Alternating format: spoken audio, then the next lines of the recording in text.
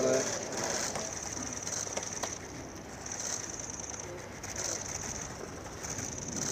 Bueno, ya no bloquea.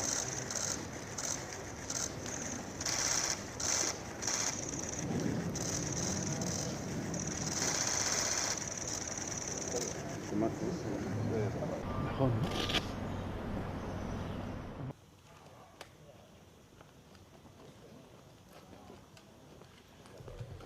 Bueno, pues buenas tardes y en primer lugar gracias a los medios de comunicación por atender esta rueda de prensa ya tradicional en el despacho que se celebra por parte de Su Majestad el Rey en esta preciosa isla y en este precioso entorno del Palacio de Maribén. Sobre las cuestiones que hemos tratado en el despacho, son las que, digamos, copan la actualidad de estos últimos días. Hemos hablado, en primer lugar, sobre la situación económica que atraviesa nuestro país, que yo creo que es francamente positiva, sobre todo si la comparamos con otras economías de nuestro entorno, de Europa y más allá, por el complejo escenario internacional que está atravesando el mundo. Creo que los datos de la contabilidad nacional de este pasado trimestre invitan al optimismo. Hemos visto como el Fondo Monetario Internacional vuelve a proyectar a España como la principal economía o la gran economía europea que crezca más por segundo año consecutivo en Europa. Sus previsiones son del 2,5%. El crecimiento interanual en este último dato que hemos conocido de la contabilidad nacional es de un 2,8%. Las previsiones del Gobierno de España son de un 2,6% de crecimiento este año, que van acompañadas además de un fuerte crecimiento en la creación de empleo, como saben ustedes, ¿no? Hemos visto como esa barrera que teníamos de los 20 millones de ocupados, 21 millones de ocupados, bueno, ahora estamos en 200.000 ocupados y ocupadas en nuestro país, con unas tasas de paro del 10% que no veíamos desde el año 2008, es decir, desde antes de la crisis financiera, o incluso también cuando hablamos de la temporalidad y, por tanto, de la estabilidad del empleo que se crea, ¿no? Para que nos hagamos una idea, en términos interanuales, el crecimiento en empleo, en ocupación, ha sido de 580.000 durante este último año, lo cual demuestra no solamente el vigor, sino el dinamismo de una economía que resiste todos los embates que provienen del exterior, dada la complejidad internacional que atraviesa Europa y el mundo, y que efectivamente pues, tiene su incidencia en España. Bueno, este es uno de los primeros temas que hemos hablado en el despacho Su Majestad el Rey y yo. El segundo tiene que ver también con el que ese crecimiento en un país cuyo principal desafío continúa siendo la desigualdad y que tiene su reflejo más probablemente más dramático en lo que es la pobreza infantil, que sigue afectando todavía a millones de niños y niñas en nuestro país. Pero también, si hablamos a una escala mucho más global, en la imposibilidad de muchísimos ciudadanos de poder acceder a una vivienda, ya sea en alquiler o ya sea en compra, como pueda ser uno de los principales desafíos que tienen los ciudadanos y ciudadanas de las Islas Baleares, pues ha sido también objeto del despacho con Su Majestad el Rey, ¿no? Es verdad que queda muchísimo por hacer en el ámbito de la desigualdad, pero también es cierto que durante estos últimos años pues hemos avanzado y mucho, teniendo ahora mismo unas tasas de desigualdad que no teníamos desde hace 15 años, o también unas tasas de pobreza que están en mínimos históricos de la serie, con independencia de que en efecto continúa siendo la desigualdad el principal desafío que atraviesa nuestro país y que por eso también justifica la acción de nuestro gobierno. Y finalmente pues hemos hablado del escenario internacional, de la agenda internacional. Saben ustedes que la semana pasada pues estuve en Latinoamérica, estuve en Chile, estuve en Paraguay, estuve en Uruguay. He informado a Su Majestad el Rey sobre este viaje, también sobre la cumbre bilateral que tuvimos en Mauritania con un país aliado, por ejemplo, para luchar contra el tráfico ilegal de seres humanos como es Mauritania. Y, por supuesto, pues hemos hablado de toda la política europea y, lógicamente, también del acuerdo comercial que se logró ayer entre la Unión Europea y Estados Unidos. Y también pues, la posición del Gobierno de España respecto a otros acuerdos comerciales que ojalá se puedan producir en el futuro y que son de mucho y de particular interés a España, como es, por ejemplo, el acuerdo de la Unión Europea con el Mercosur para crear la mayor zona de libre comercio del mundo, si es que al final se materializa antes de que finalice este año este importante acuerdo comercial. Bueno, estos han sido los temas que hemos tratado: economía, hemos tratado cohesión social, hemos tratado la agenda internacional, hemos hablado también, lógicamente, de los temas, las decisiones que hemos aprobado en este último Consejo de Ministros, donde creo que el principal titular es ese avance social de nuevo que hacemos en el ámbito de los permisos de paternidad y maternidad, donde yo creo que damos un paso más, sobre todo y especialmente pensado para las familias monoparentales, que en su práctica totalidad o en una amplísima mayoría son mujeres, madres, las que se van a ver beneficiadas de esta extensión del permiso de paternidad y maternidad. Y con esto, pues si te parece, Alfredo, pues quedaría a disposición de los medios de comunicación para responder a sus preguntas, simplemente con un último comentario, y es que yo creo que toda esta positivo desarrollo de la economía española, la creación de empleo, las políticas que estamos poniendo en marcha para redistribuir la riqueza y, por tanto, reducir la desigualdad, que, insisto, continúa siendo la principal fuente de preocupación para el Gobierno de España, y una agenda internacional donde España proyecta, yo creo que una política coherente de respeto al derecho internacional, ya sea en Gaza o ya sea en Ucrania, y sin duda alguna también de apertura y de hermanamiento con otros bloques comerciales como es el Mercosur, creo que invitan, y es lo que me gustaría decir para finalizar esta breve introducción, al optimismo y a la confianza sobre las posibilidades y el momento económico, social, en definitiva, que vive nuestro país tan positivo, y sobre todo si lo miramos en términos relativos con otras economías que están muy cerca de nosotros y que pertenecen también al proyecto europeo, ¿no?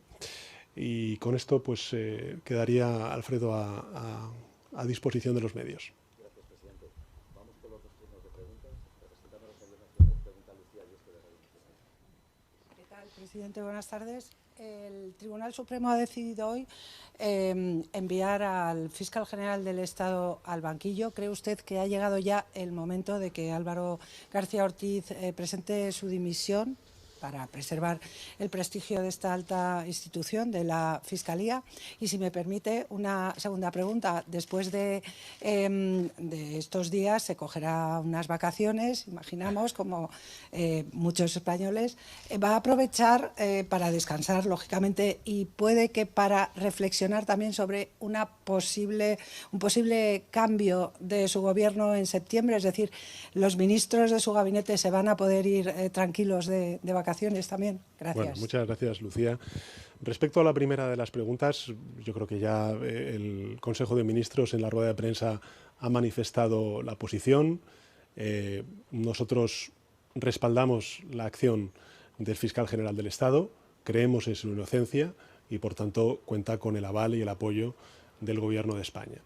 Y en relación con la segunda de las preguntas, pues siempre es un poco difícil, porque si le digo que sí, no me va a creer, y si le digo que no, tampoco me va a creer. Pero creo que el Gobierno de España y el conjunto de ministros y ministras está haciendo un trabajo extraordinario en un momento muy complejo, como el que está atravesando, insisto, el mundo, Europa, y por tanto que afecta a España. Ahí están los datos.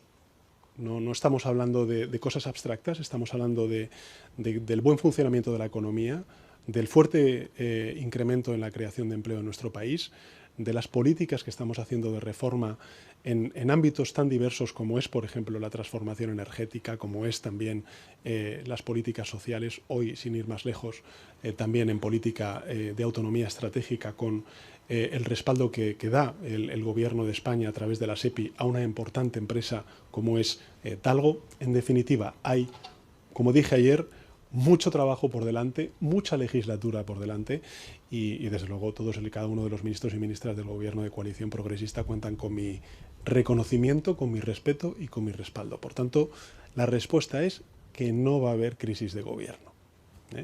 Ahora, esto no significa, como hicieron ayer sus colegas, que usted no me vuelva a preguntar, o alguno de sus colegas, en el futuro sobre ello.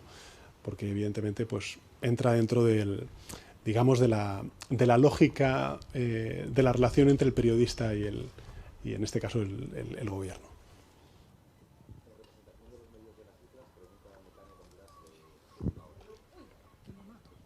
Hola, presidente. Buenas tardes. Bienvenido a Baleares de nuevo. Hago la pregunta yo, pero quiero dejar claro que es en nombre de todos mis compañeros periodistas de Baleares.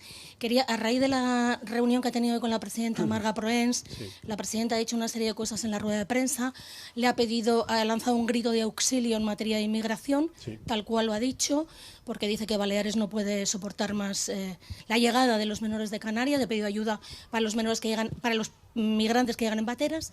Ha hablado también de la posibilidad de pedir la cogestión del aeropuerto para regular los flujos de entradas de turistas a Baleares. Ha hablado también, va muy por encima de financiación, pero básicamente ha hablado también del convenio de carreteras, de la posibilidad de que usted colabore con el desarrollo de las obras de carreteras que tienen previsto aquí en Baleares, que no sean AVEs, porque aquí el territorio es limitado y no es difícil conseguir financiación rentable.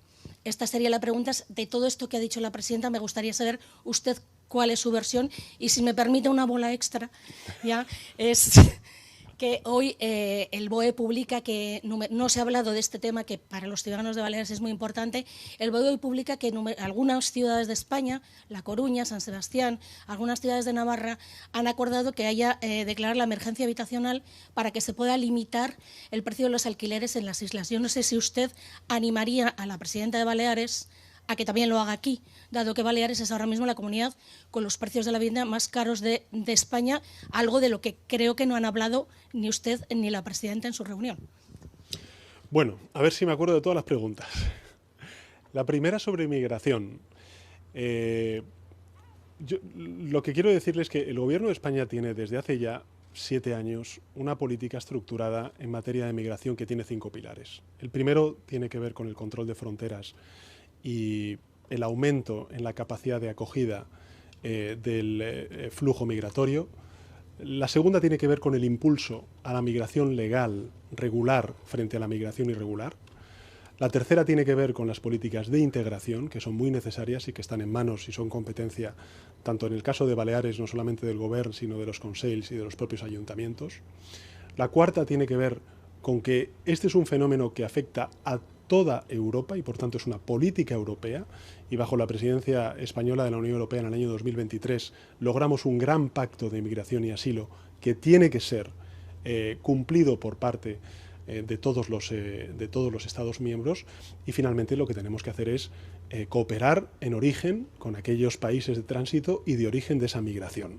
Y eso es lo que está haciendo el Gobierno de España, en todos los frentes. Y de hecho, en términos agregados, lo que sí que estamos viendo es una evolución de decrecimiento, de una caída de los flujos de migración irregular respecto al año pasado en toda España del 27%.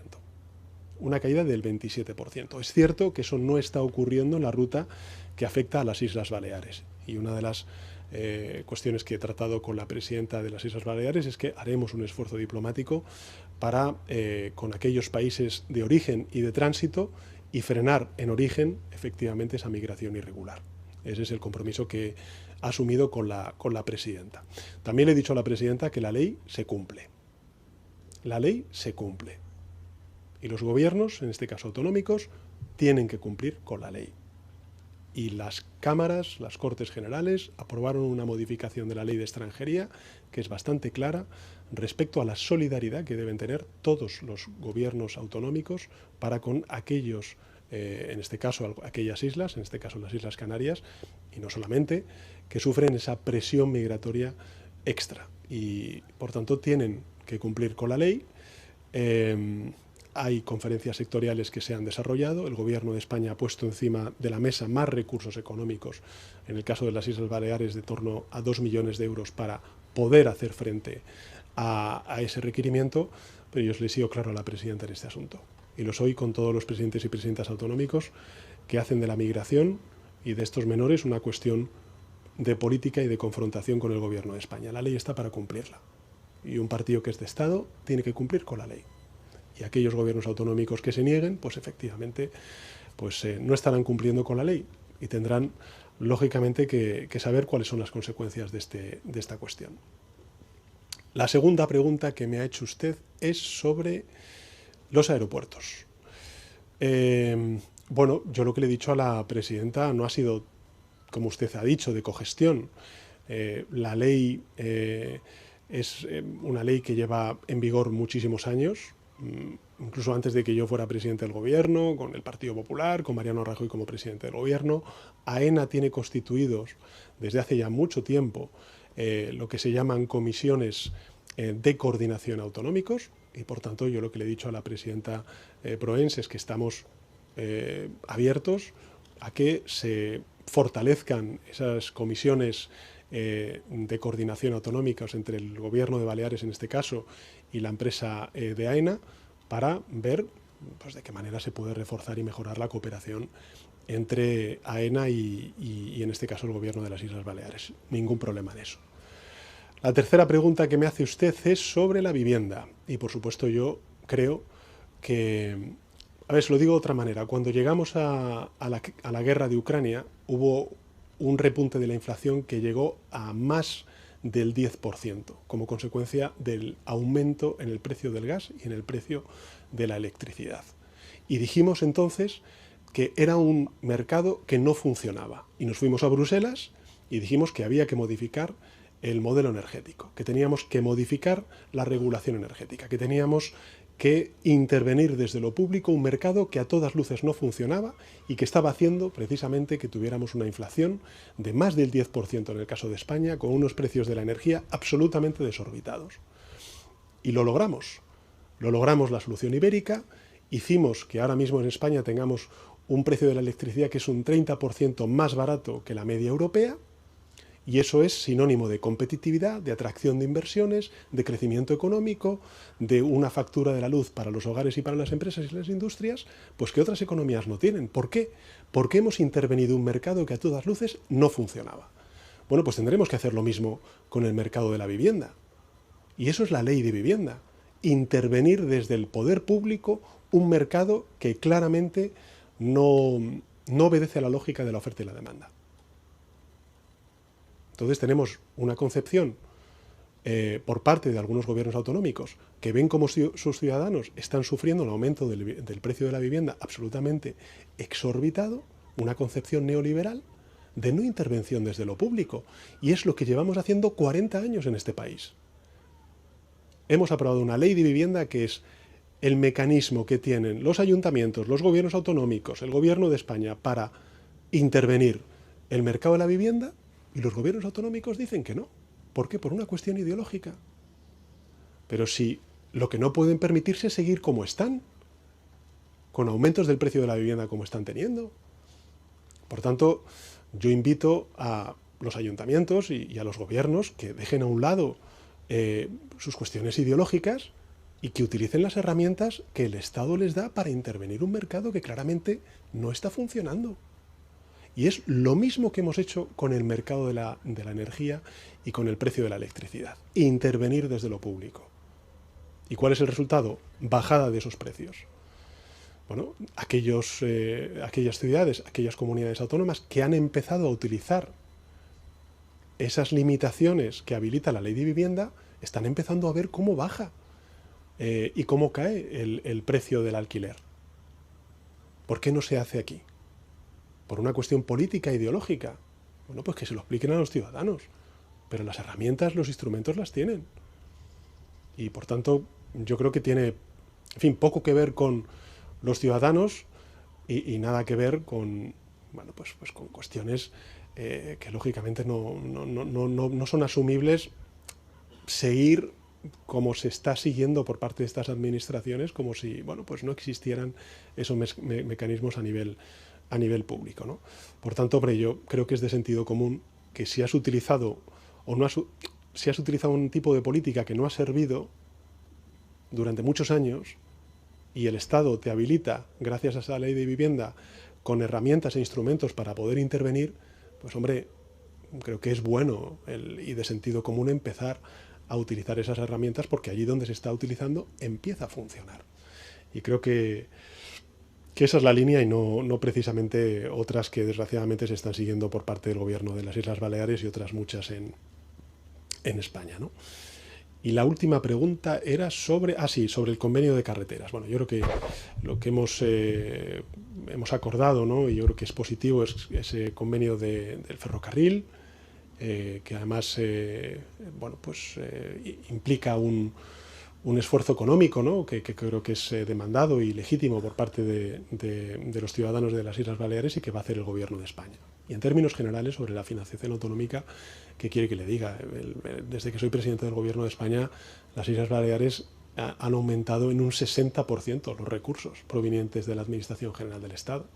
Y con la quita de la deuda que, bueno, pues los presidentes y presidentas del Partido Popular están diciendo que no quieren, pero luego estoy convencido de que todos van a firmar, va a implicar, pues, me parece que un 20% de reducción de la deuda por parte del Gobierno de las Islas Baleares. Y espero no haberme dejado nada en el tintero. Ah, bueno, pero siempre me pregunta por financiación. Será por defecto.